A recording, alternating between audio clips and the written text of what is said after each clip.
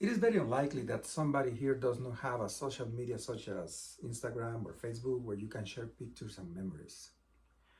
When I was 11 years old, my mother gave me a camera as a birthday present so I could take pictures and later develop them at a local supermarket. I was hooked into the process that such a simple device will end up in images I could hold in my hand, memories I could share and enjoy with others. But what is photography? These days, the concept photography includes not only still images, digital or printed, but also filmography, such as those produced by movies, documentaries, and even TV shows.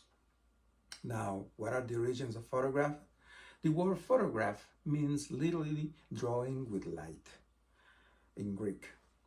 In 1816, Nicephore succeeded in capturing with a small camera images on paper treated with a chemical sensitive to light.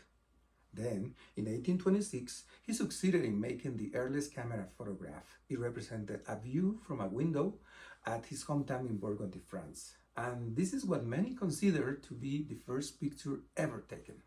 A few years later, he went into partnership with Louis Daguerre, and together they improved the process. Within a few years, photographic studios have popped all over Paris and across the world. Now, what types of technology there is? There is different types of technology throughout the ages. After being invented in the early 1800s, photography and photographic cameras have gone through three major eras: the plate era, the film era, and the current digital era, which includes, of course, the cell phones. Now, the plate era, the first photos were images created with chemicals sensitive to light applies to a piece of glass that will go in something like this one in a camera. They were very difficult to handle and difficult to transport. So almost all the pictures were taken at studios.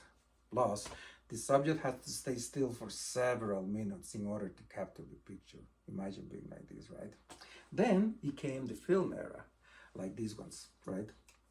In 1884, in Rochester, New York, George Eastman realized that he needed something, a whole new system based around rolls of film instead of glass to capture images. Then, in 1888, he introduced the first camera decided for use with roll that called the Kodak. The name came of the camera was chosen based on the sound the camera made when it was used. His slogan was, "You push the button, we do the rest." By the turn of the 20th century, Kodak was the Magnus, and everybody was Kodaking, and they became the dominant photography company for the whole world for the entire 20th century. Then it came the digital era, like this. In the mid-70s, a small group of scientists at Eastman Kodak began experimenting with electronics photography. By the 1990s, Kodak was experimenting with some digital storage of pictures. But since Kodak was a chemical company, management didn't see any future in digital photography, and it was considered actually a threat to the core business of film and prints. Now, the threat was real. The digital era left Eastman Kodak in the dust and eventually bankrupted the company. Kodak's failure to make the shift to digital will be textbook case studies in business schools for years to come. Digital technology improved rapidly and prices continued to drop until digital photography had a clear advantage over film. Throughout the 20th century. It was already what everybody was using. Now, what uses photography has today? Well, one use is as public images. Because early in the photography's history, those with means and stature went to photograph studios to have their portraits taken. The resulting images were formal and posed. But as camera shutter speeds increased and technology advanced, photographers began to experiment with new ways to picturing public figures, and paparazzi was born.